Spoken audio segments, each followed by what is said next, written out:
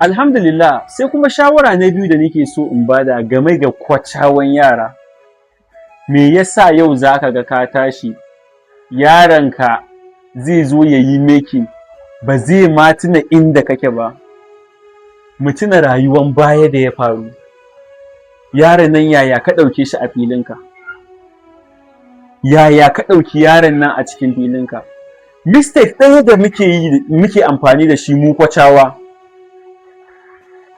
wallahi mistake ne wanda yau idan kana son yaro ba ka iya ɓoye ma kanka ma, balle ka ɓoye ma wani, sai ka fito bainin jama'a tukun ka nuna ma yaron nan kana son shi. Ba a taɓa tashi an rubuta yaron da zai yi making ba a kai, ba a taɓa rubutawa ba. Akwai wanda ba a expecting ɗin su ne za su zama wani abu, wallahi su ne suke zama wani abun ma. Kaga yaro yau coach ɗin shi bai ma ɗauke shi komai ba, da bai ɗauke shi komai ba, mistake na farko da coach ɗin nan yake fara yi, sai kaga sai Allah ya turo wani da ya zo irin kamar misali ya san darajar wannan yaron, sai ya zo ya ce coach ina son wannan yaron. To dama can coach ɗin shi abin da ya dame shi ya za a yi ma ya rabu da wannan yaron. Sai a ce coach yau to zan baka 10,000 da ƙwallo guda 2, sai coach ce a maza a kawo kuɗi. Wallahi ana wannan mistakes ɗin, in wasu sun ɓoye wallahi ana yin shi. Sai yaro ya ɗauka, sai coach ya ɗauki yaro ya kai shi can filin ya ce gashi nan na baku shi kuma coach a bashi 10,000 ya je ya yi na miya a gida da ƙwallo guda 2 su zo cikin fili suna bugawa.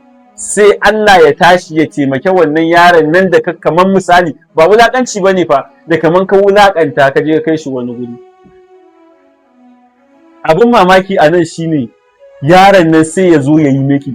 To ta yaya kake tunanin yaron nan zai fara dawowa ma ya zo ya same ka a matsayinka na coach? Ba kowane yaro bane ke da zuciyan da zai danna abin da ka mishi ya ma saboda Allah, wallahi ba kowane yaro bane.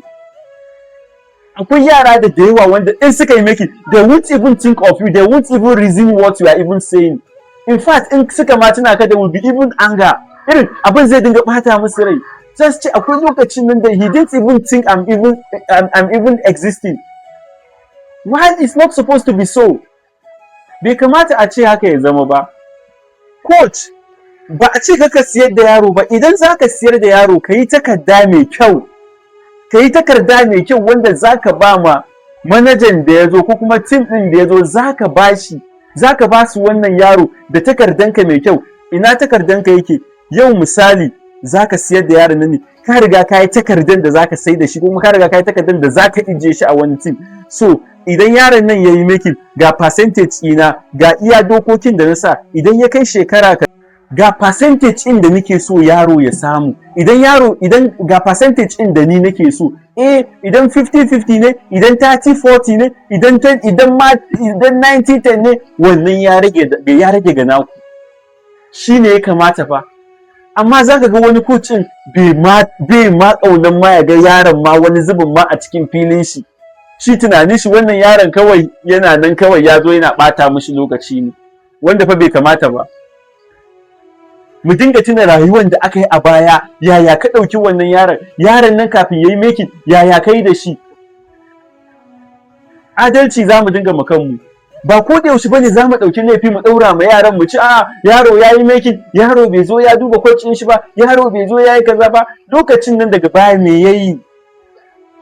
Dan Allah da Annabi, shi ma wannan shawara ne fa.